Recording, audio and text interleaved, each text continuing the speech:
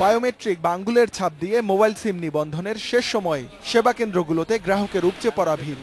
বিটিআরসির হিসেব বলছে, সচল প্রায় ১৩ কোটি সিমের মধ্যে ২৭ এপ্রিল পর্যন্ত পুনর্নিবন্ধন হয়েছে প্রায় ৮ কোটি, অর্থাৎ বাকি প্রায় ৫ কোটি সিম নিবন্ধনের চাপ শেষ দুদিনে।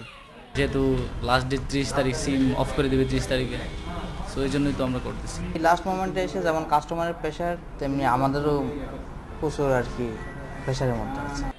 সরকার ঘোষণা দিয়েছে নিবন্ধনের সময় বাড়ানো হবে না, ফলে শেষ মুহূর্তে সিম নিবন্ধনের জন্য হুমড়ি খেয়ে পড়েছেন গ্রাহকরা। অতিরিক্ত গ্রাহক চাপে অচল হয়ে পড়ে সার্ভার। একটি সিম নিবন্ধনে যেখানে সময় লাগতো ১ মিনিটেরও কম, সার্ভার জটিলতায় সেখানে সময় লাগছে আধা ঘন্টা পর্যন্ত। আবার ফিরতি এসএমএসও পাচ্ছেন না গ্রাহকরা।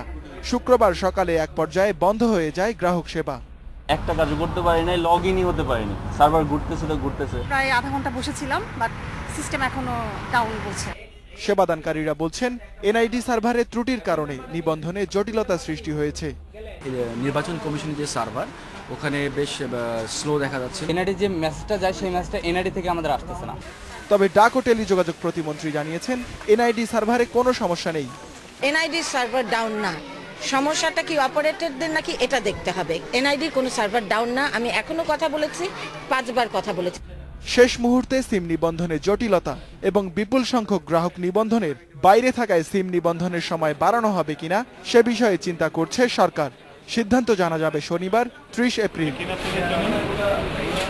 Ruhul Amin, independent news, Dhaka. এদিকে বায়োমেট্রিক পদ্ধতিতে মোবাইল সিম পুনঃনিবন্ধনে গ্রাহকের হয়রানি বন্ধে দ্রুত সার্ভার সমস্যা সমাধানের তাগিদ দিয়েছেন ডাক ও টেলিযোগাযোগ প্রতিমন্ত্রী তারানা হালিম। রাজধানীর আগারগাঁওয়ে এনআইডি কার্যালয়ে কর্মকর্তাদের সাথে বৈঠকে এই তাগিদ দেন তিনি। তবে সার্ভারে কোনো সমস্যা নেই বলে দাবি করেছেন জাতীয় পরিচয়পত্র বা এনআইডির মহাপরিচালক। অপারেটরদের কাছ থেকে অভিযোগ আসে এনআইডি সার্ভারে সমস্যার কারণে গ্রাহকদের ভোগান্তি পোহাতে হচ্ছে। বিষয়টি খতিয়ে দেখতে প্রতিমন্ত্রী আগারগাঁও এনআইডি কার্যালয়ে টেকনিক্যাল টিমের সঙ্গে বৈঠকে বসেন। এ সময় এনআইডির মহাপরিচালক জানান, সার্ভারে কোনো সমস্যা নেই, অপারেটরদের কাছ থেকে আবেদন কম এসেছে। তারপরও প্রতিমন্ত্রী বিষয়টি খতিয়ে দেখে দ্রুত নিরসনের তাগিদ দেন। একটু এটা হতাশাব্যঞ্জক যে আমি এতবার করে মিটিং করে বলবার পরেও এখানে কেন অপারেটরদের ডিভাইস লাগলো না। আপনাদের লাস্ট মুহূর্তে প্রেশারও হতে পারে, এটা খুব স্বাভাবিক জিনিস, এবং সেখানে কিছু সমস্যাও আসতে পারে। কিন্তু আপনারা বলবেন এনআইডিকে, এনআইডি বলবে, এই ধরনের সমস্যাগুলো যেন না হয়। মনে হচ্ছে যে ইসি থেকে রেসপন্স পাচ্ছি না।